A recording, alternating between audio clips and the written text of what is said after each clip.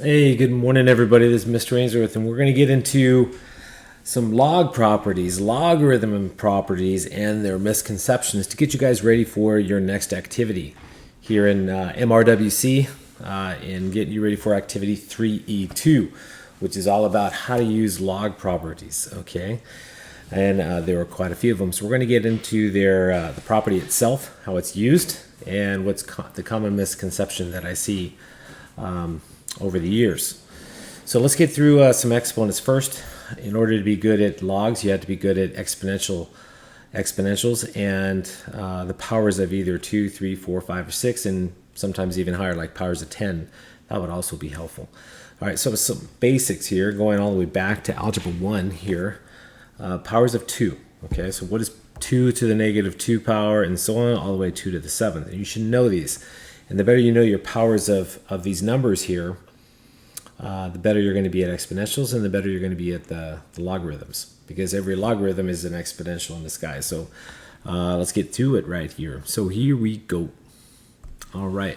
2 to the negative 2 power is 1 divided by 2 squared, all right, which is 1/4. All right, the negative exponent, when a term, a base has a negative exponent, it actually reciprocates the base, and the reciprocal of 2 is 1/2, and that's why we end up with fractions here. So 2 to the negative 1 power is 1 divided by 2 to the first, or 2. So it's simply equal to 1/2. And you can verify this on any T84 scientific calculator you like. That's not a problem. You can verify everything I say. 2 to the 0 power is defined to be 1. We have any number to the 0 power is defined to be 1 with exception of 0, so x cannot be equal to 0. So there's your 0 power rule. Okay, let's call that the 0 power rule. 0 power rule. Okay, any number to the 0 power is 1 with exception of 0. 0 to the 0 power is not 1. Okay, try it on your calculator. It will not give you 1. It's indeterminate. So moving on, here we go. 2 to the first is obviously 2. 2 squared is 4. 2 cubed is 8. Okay, you simply multiply by 2. It gets 2 times as big. All right, that's what powers of 2 are all about. 2 to the 4th is 16. 2 to the 5th is 32. Okay, once again, you just simply multiply by 2 every time it gets twice as big, and that's what powers of 2 are all about. Okay, 2 to the 6th is twice as big as 32, which happens to be 64, and 2 to the 7th is 128. Again, you multiply by 2. All right, it's powers of 2. All right, powers of 3 are the same idea here, but with base 3. This is base 3, powers of 3. And pretty much the same idea, but we're going to multiply by 3 in each case. Okay, so here we go. So this is 3 to the negative 2 is 1 over 3 squared, or 1/9. Right, 3 squared is 3 times 3, or 9. So you get 1 divided by 9, or 1/9. The next one, you have 1/3, and then 1, and then 3, 9, 27. Okay, obviously we're multiplying by 3 here, because we have powers of 3. Oops, excuse me. Let me go times 3 here. Okay, so times 3.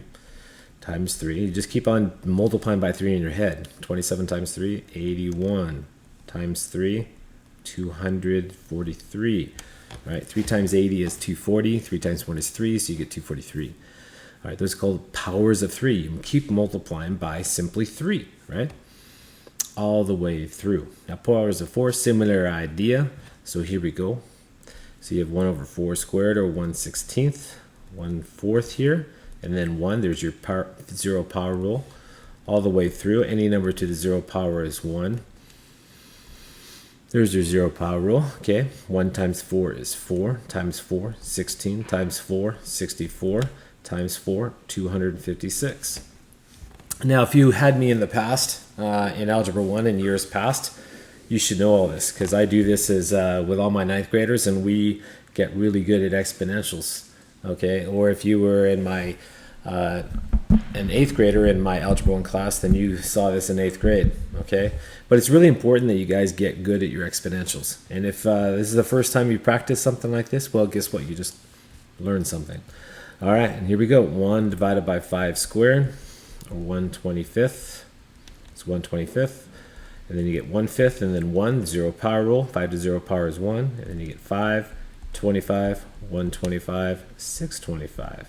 Okay, again, you multiply it by 5 times 5 times 5 times 5. You can verify all of this with a calculator, okay? Not a problem. Oh, and the powers of 4, I forgot about that. So times 4, right? Times 4 times 4. I mean, you just keep on multiplying by 4 for powers of 4. Keep multiplying by 5 for powers of 5.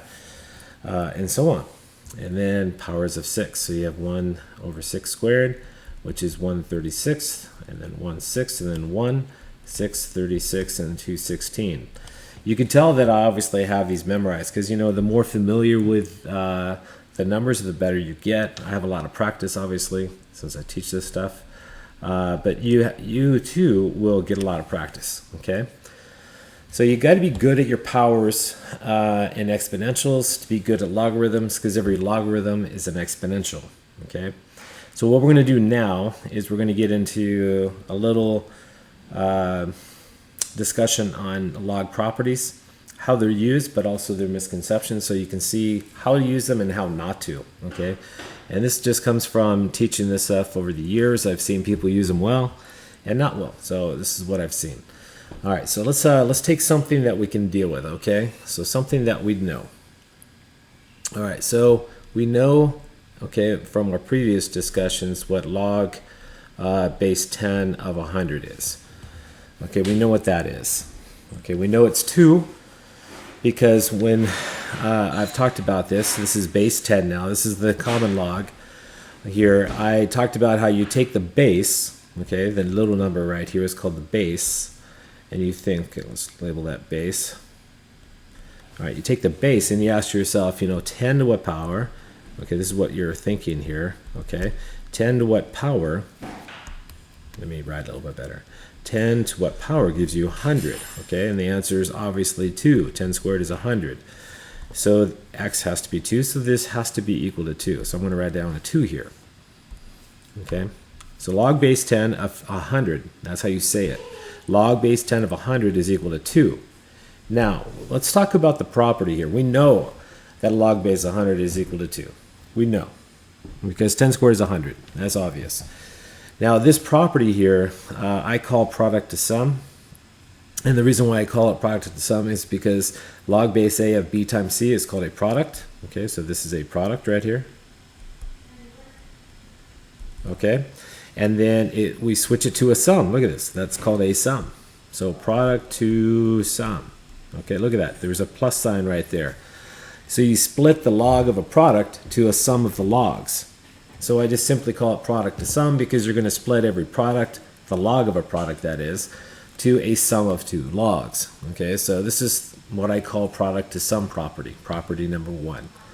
All right, so I'm going to apply it properly here, okay, and then I'm going to show you guys the common misconception that I see from all the way from Algebra 2 all the way up to Calculus, okay, because you start seeing logs in Algebra 2, you see them in Pre-Calc, and you see them in Calc. Okay, so here we go. Log base 10 of 100. Well, we know that 100 is 10 times 10. So I can rewrite this as log base 10 of 10 times 10. Okay, obviously 100 is 10 times 10. That's called the argument. 100 is simply 10 times 10. So I didn't do anything fancy there. So notice that I wrote it as a product. Okay, well, every product of logs can be rewritten as a sum of the 2 logs. So I can say, okay, this is equal to log base 10 of 10 times, I'm going to notice the multiplication symbol here, log base 10 of 10. Notice that I split the log into, excuse me, what did I just do? I just did the common misconception, because I'm thinking the conceptions here. So this is going to be equal to log base 10 of 10 plus, okay, the sum of the 2 logs, okay, log base 10 of 10. Okay, so let me just rewrite the numbers here. So I split the product into a sum of the 2 logs. Okay, this is how you use it properly, okay, and then I'll show you what happens. I wrote down times on accident because I was already thinking about the misconception. Okay, I got to be careful what I do here because, you know, I'm trying to teach how to use it properly and then incorrectly. Okay, so here we go. So what's log base 10 of 10? Well, it's got to be 1 because 10 to the first power is 10, all right? And then the next one, log base 10 of 10 is 1 because 10 to the first power is 10. I mean, 10 to what power gives you 10? Well, the answer has to be 1. And obviously 1 plus 1 is 2. And notice that these are the same, okay? Same. And they better be, all right? So whether you evaluate the log just by switching to an exponential, all right? Log base 10 of 100 is simply 2. We knew that in the very beginning.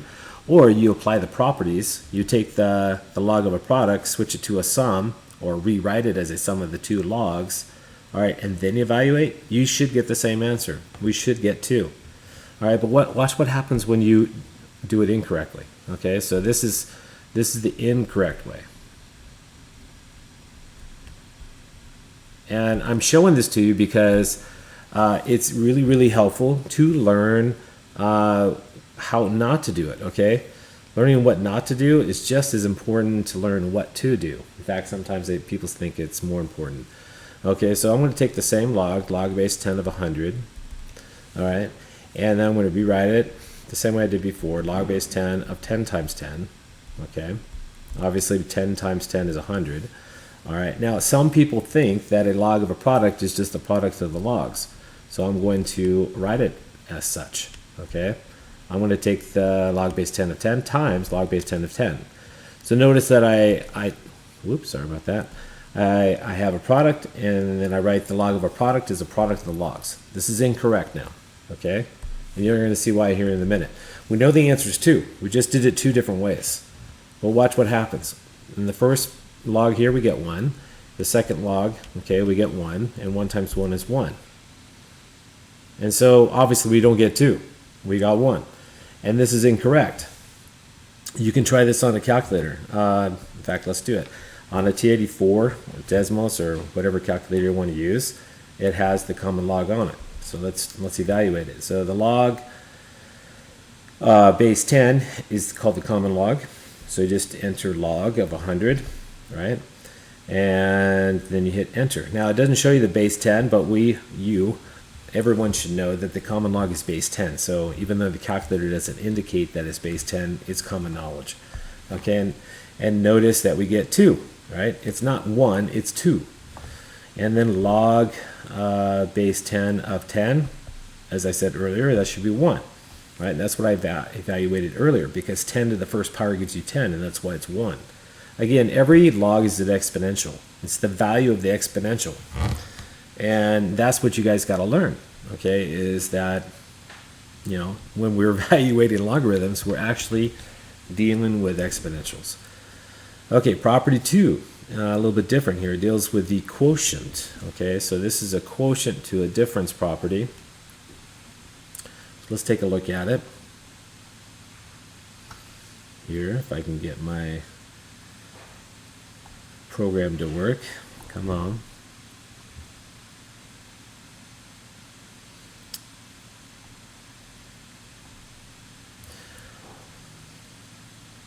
Give me a second here. All right, now let's continue. Let's take a look at property 2. We call this quotient to difference property here. So we have what's called a quotient. B divided by C is typically called a quotient. Whenever you're dividing two things, it's called a quotient. And notice that we're going to switch it to a difference. Okay, so quotient to difference property. The previous one was called product to sum. This one's called quotient to difference, because you can actually split the log of a quotient to a difference of 2 logs. It's pretty cool. So I'm going to do it correctly here first, and then I'm going to show you what people do all the time, which is the common misconception, and we'll see how to do it correctly and how not to do it or deal with it. Okay, so here we go. Let's take something that we know. All right, so here we go. So we know that log, let's take base 3 example here. So log base 3 of 27/9. Okay, let's deal with something that we can deal with. So obviously 27 divided by 9 is 3. So this is equal to log base 3, all right, of 3. Now to evaluate this log in your head, you take the base, which is 3, and you ask yourself, this is what you think. This is the mental step. So mentally what you think 3 to what power gives you 3, okay? And the answer is obviously 1. So this is equal to 1 because 3 to the first power gives you 3. Remember, these are exponentials. I keep repeating that because you got to get that in your mind. So we know that this log of the quotient here, 27 divided by 9 is called a quotient, is equal to 1. We know that. But let me apply the property. So what I'm going to do is I'm going to take this quotient and I'm going to rewrite it as a difference of 2 logs. So this can be rewritten if you're going to use the property here. Log base 3 of 27 minus log, base 3 of 9. Notice that I switched from a quotient to a difference. Okay, quotient to difference. And let's evaluate that. So this one here, this is equal to, let me see, log base 3 of 27 has to be 3, because 3 cubed is 27. 3 cubed is 27. And that's why, by the way, I did all these exponentials earlier, because if I didn't review this, then a lot of you guys would probably be lost because you don't have these, memorized. But they're right here, guys. 3 to the third power is 27. And if you know all your exponentials, then this stuff's fairly straightforward. 3 cubed is 27, so log base 3 of 27 is 3, minus, let me see, log base 3 of 9. Well, 3 squared is 9, so this has to be 2. And then 3 minus 2 is obviously 1. And notice that no matter how you do it here, these are the same values. So initially, I just divided 27 by 9, I got 3, and evaluated log base 3 of 3 to get 1. And then I did it the second way. I rewrote it using the quotient to difference property. I rewrote it as a difference of 2 logs. When I say difference, I mean a minus sign, right? You need to understand the basic vocabulary of mathematics. Difference means you're subtracting 2 things. All right. And then I evaluated the individual logs and I got the same value. Now this is what people do a lot. And this is the incorrect way, okay? It's important that you guys see how not to do it. Okay, so I'm going to take the same expression. So log base 3 of 27 divided by 9. And people think that you can take a quotient here and rewrite it as a quotient of 2 logs. So log base 3 of 27 divided by log base 3 of 9. So the log of a quotient is a quotient of the logs. I see this a lot in all classes, from algebra 2 to pre-calc to calc. And this is how not to handle it, because if you simplify this, the numerator, log base 3 of 27 happens to be 3, and log base 3 of 9 happens to be 2, and you get 3 halves. And 3 halves is not equal to 1, obviously. Okay? And so this is incorrect. Okay? This is the incorrect way to deal with things. You can split a quotient into a difference, but not a quotient into a quotient. Okay? There we go. Now let's take a look at a few more properties here. Now, I accidentally wrote these out of order, so I need to go over property 3 first. This is the exponent property here, and it shows you how to deal with exponents of the argument. So I just call this the exponent property, because when you're evaluating log base a of b to the c power, c is the exponent, obviously. So I just refer to this as the exponent property, just because it kind of makes sense to me. Okay, and so notice here that log base a, again, this is the base, all right, and c is the exponent. You can shift that exponent to the lead coefficient. Notice that is equal to c times log base a of b. So you can shift that. So let me show you how it's used. I'll kind of play with it, and then I'll use it here up in property number 4. So let's say we have let's see. I'll show it two different ways. Okay, so one way is this. So if I have 2 times log base 2, let's say, base 4, excuse me. So base 4 of 2, okay, I want to work with this here. So notice I have a coefficient up front. I have 2 times the log base 4 of 2. So notice that if you start off with an exponent, you can shift it out to the coefficient, or you can go from right to left and take that coefficient and basically rewrite it as the exponent of your argument. So you can take this and shift it up here. Okay, so you could rewrite it as log, okay, base 4 of 2 squared. Notice that I shifted it up to the exponent of the argument. Okay, why would you want to do that? Well, if you evaluate that, you get log base 4 of 4, and that's simple, right? 4 to the first power is 4, so you just get 1. So that's going from coefficient to exponent, but you can also reverse the process and go from exponent to coefficient. So let's say that you're given this, log base 6, let's say, of 3 to the 6th power. Okay, now 3 to the 6th power is huge. Most people can't evaluate that in their head, because if you multiply 6 3's together in your head, you're going to be in the quadruple digits, okay? And so most people can't handle that in their head. So what you do is you shift this to the coefficient. Again, this is your exponent, and you shift it to the coefficient. All right, it's a log property. You can validate these all with the calculator if you like. Okay, so this would be equal to 6 times the log base 6 of 3. Okay, why did I go base? Oh, I didn't mean, I'm sorry. Didn't want base 6, I'm sorry. I wanted base 3. So rewrite this, sorry about that. So one more time here. So that was a little bit difficult to evaluate just a minute ago if I didn't change that. So take a moment and change the base from 6 to 3. I apologize. So we're going to shift that exponent to the coefficient, and now you have 6 times the log of base 3 of 3. Well, this portion right here, that's just 1. Right? 3 to the first power is 3. It's always take the base to some power. 3 to what power gives you 3? And the answer better be 1 in this case, because 3 to the first power gives you 3. All right, and then you get 6 times 1, and that's obviously 6. So moving the exponent to the coefficient, or from coefficient to exponent, that helps you out in some cases. So it's used both ways, and depending on what you're dealing with. So you got to get familiar with both examples here, shifting from coefficient to exponent in the first example, and then shifting from exponent to coefficient, all right, in the second example. All right, now property 4 deals with property 3. Notice that we're dealing with log base a of a to the c power, and it states that it's equal to c, but why is that? All right, so let's take something we know. Okay, so we have log, let's say base a of a to the c power.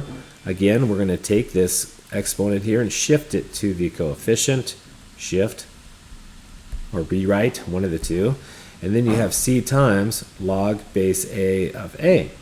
Well, if you just think about this log here for a second, you think, okay, a to the what power gives you a? And the answer has to be 1, just like it was earlier over here, but instead of a base being a numerical number, all right, it is just a variable. Like, a to what power gives you a? And then the result has to be 1. So really this is just c times 1, or simply c. So whenever the base of the log is the same as the base, you're going to get that exponent. So for example, if I had something like this, log base 7 of 7 to the, 5th power, okay, is simply 5. So whenever the bases are the same, you simply get the exponent. That's the use of it. One more time. So let's suppose you have log base 9 of 9 to the 5th. Okay, let me pick a different number. 9 to the 8th. Okay, that's going to be simply 8. All right. So whenever the bases are the same, the base of the log and also the base of the argument, well, you're just going to get that exponent. And again, this is just takes a little practice here, guys, and you will get a lot of practice in the activity and through all the work that we're going to be going through. So if you don't, obviously have it memorized initially, don't worry about it, because, it takes experience, it takes practice. Okay, now, sometimes it's important to switch the base and the argument, okay, switching a and b. And you do that, the log base a of b is equivalent to or equal to the reciprocal, basically, or 1 divided by log base b of a. Notice that they're switched, okay? You're switching a and b, and you'll see that being used. So let me show you a little application here of it. So let's suppose that we're giving you this right here. So let me just make up some numbers here. So log base 32 now of 2. Okay. So this might be kind of tough for some people to deal with mentally. I mean, to do this mentally, you have to think, 32 to what power gives you 2? What would that be? And this is the mental step. So mentally, you're going to be, thinking about this. But for a lot of people, this is hard. 32 to what power gives you 2? I mean, because it's not a whole number. It's a fraction. So that's tough for some people. So what's easier for some people, or most people, trust me, I deal with a lot of students, right? And so I'm saying for most people, switching the base in the argument is a lot better. Okay, so remember, this is the base, and this is called the argument. So switching the two, you can rewrite this as 1 divided by log base 2 of 32. And this, my friends, is a whole lot easier to deal with. Okay, so if I rewrote this, if I was going to evaluate the denominator here, log base 2 of 32, you'd have to do this. 2 to what power gives you 32? Now this is something that people can handle. Okay, and again, this is the mental step. 2 to what power gives you 32? And guess what? We did that earlier. We did up here. And guess what? 2 to the 5th power gives you 32. So if you know your exponentials, all right, it can help you evaluate your logs. So we know that this is just 5. All right, 2 to the 5th power is 32. So really, this is just 1/5, and you're done. Okay, like I said earlier, this is a fraction, not a whole number. Because 32 to a whole number gives you a huge number. Like 32 squared is 32 times 32, so the answer can't be a whole number. It's got to be a fraction. Okay? Let me show you one more time. Let me give you some more experience here. Let's suppose we have log base 7 of 3.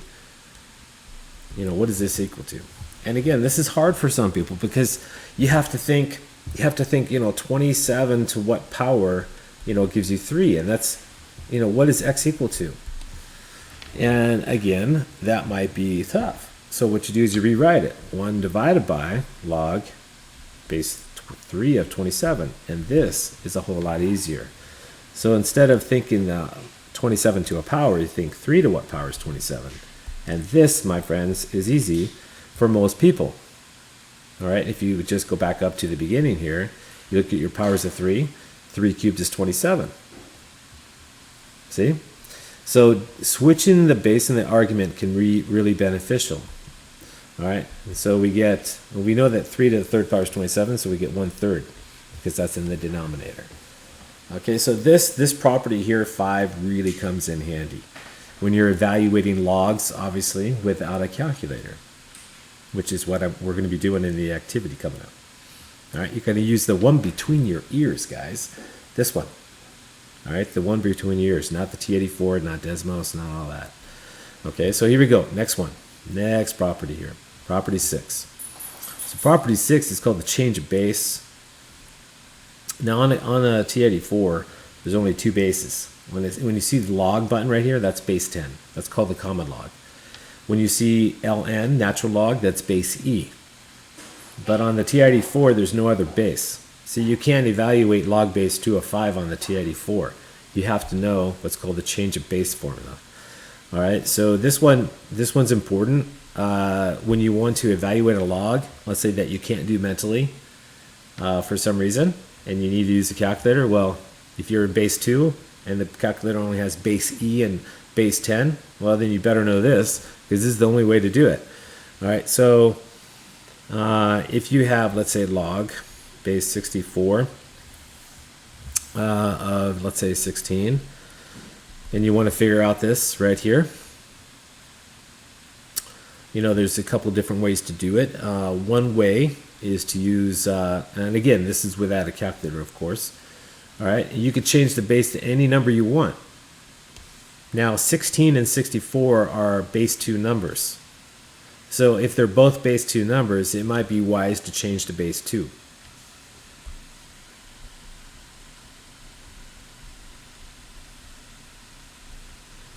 Okay, now if you do that, you do it like this. Log base 2, look at that, of 16 divided by log base 2 of 64. And notice what I did, okay? The argument goes up top, and then the old base goes down below. Color coding, here we go. So notice that I picked base 2. I'll pick base 4. I'll do it differently, and I'll get the same result using another base. But doing it this way is doable because I know that 2 to the 4th power is 16, so this is 4.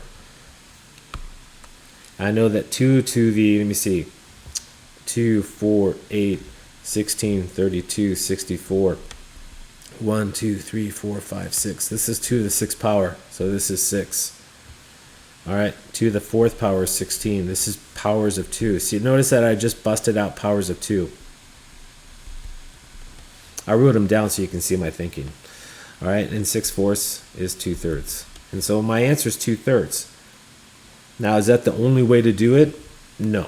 Okay, I could take log base 64 of 16 and you change to base 4 because these are base 4 numbers as well.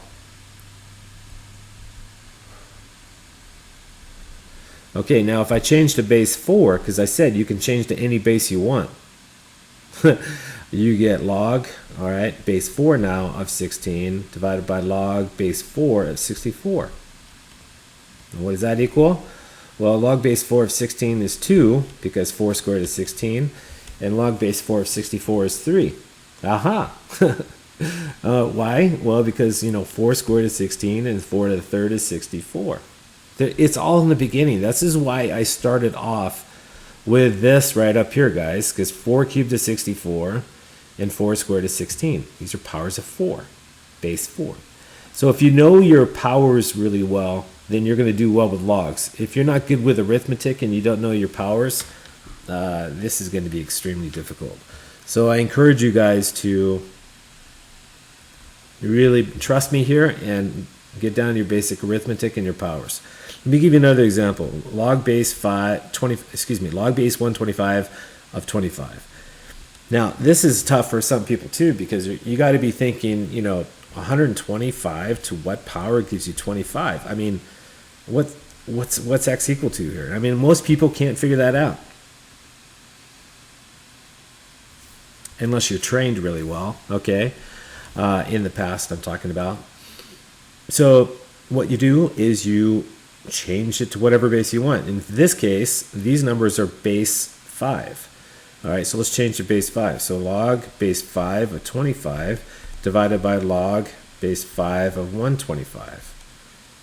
Once again, 25 goes up top in the top argument. The base goes into the argument of the denominator, okay? Since 5 squared is 25, the numerator is 2. Because 5 to the 2nd power gives you 25, and 5 cubed gives you 125, so this is 2/3 as well. Okay? And you can check that with a calculator too. But you'll have to use your change of base rule, guys, because base 125 is not available on the T84. I don't even know if Desmos can do it. I have to check it out. All right, so that's how they are used. All right? And in 3E2, you're going to be using all of these. Okay? So in 3E2, you got the product to sum property here. So product to sum. And then the next one, you got the quotient to difference. There's a minus sign here. Okay, and then you've got this the exponent property. This is what I refer to as the exponent property or exponent rule, whatever. Okay, and here, switching the base and the argument. Switch base and argument.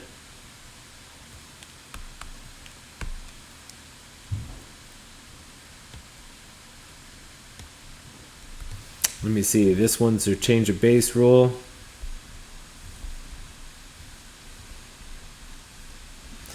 And this one here is pretty evident. A to the first power is A. A to the first power is A. That's obvious. And then here, when the bases are the same, you get the exponent. So this one here uses the exponent rule. So these two are similar here. So you got all these properties here, guys, and what you want to do is figure out what all of these are equal to in terms of A and B. All right, so given that log base 3 of 8 is A, okay, given that log base 3 of 8 is A, and also given, log base 2 of 3 is B, okay, how can you represent the following numbers, all right, in terms of A and B? So I'm not asking you to figure out a numerical value. I'm actually asking you to evaluate them or simplify them by using the properties, but simplify them in terms of A and B. So the question is, how do you do that? Okay, how do you do that? So let me give you, give you some time on that, actually. So let's see. So I'll tell you what, when we are in class live, I will show you this. We'll do this together right here. And then in small groups or breakout groups, because we're online this year in 2020, all right, we'll do this in breakout groups, and then I'll work with you here. This is challenging, but it's going to be fun. When we did this in class in the prior years in MRWC, in the beginning it was a little abstract because you're not going to get numerical values, and that's what throws people a curve. You're going to rewrite these expressions in terms of A and B by using the properties. So it really, really forces you guys to understand the properties. And it's a little bit different than what you've done in Algebra 1 and 2, actually Algebra 2, and also a traditional pre-calc class, because typically they ask you to figure out the numerical value. Well, these don't have a numerical value. Your answers are in terms of A and B. All right, so when I see you next, all right, I will discuss how I'll exemplify, and I'll practice with you here, and I'll show you a few things, and then we'll do the activity here, 3E2 in groups. Okay. All right. With this is Mr. Aynesworth here, and once again, we are in section 3E2 here on log properties and how to use them, and in all kinds of variety of ways. All right, and I'll see you in my next lesson here later on. Take care. Bye-bye.